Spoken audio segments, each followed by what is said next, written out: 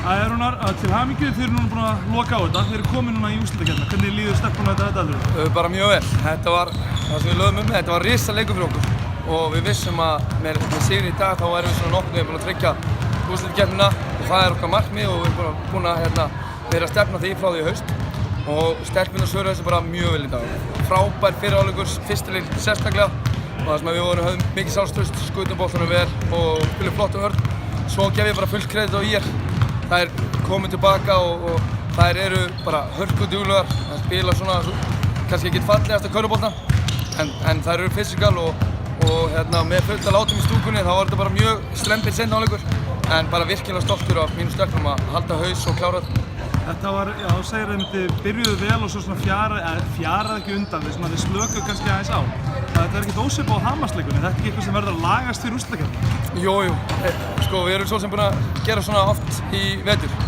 Við töpum leik á Króknu svona, það er mikið baráttu viljagliði þar sem við byrjum leikinn og það er allt að gerast hjá okkur og við komum mjög sterkt út og svo kannski svona náðu ekki alveg að bregðast við þegar hitt liðið kemur með einhverja lausn á það sem við erum að gera.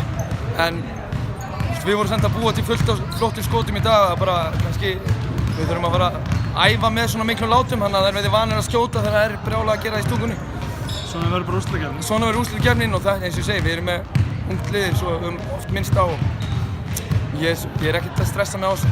Þetta er bara eðlilegt, körfubolti er þessi leikur áhlaupa og við náðum bara stærri áhlaupum í dag, það skilaði sigri. En þá er eins og ég segi, þið voruð búin að loka úrslitakeppni og þið verðið allavega í fjórðasæti, jafnvel ofar eða ég reyndar ekki alveg með henni hvort þið getið endur. Við eigum, þannig að tæknilega sé möguleika á þriðja en ég held að Þór á nokkuð svona ættu að vinna sína leiki.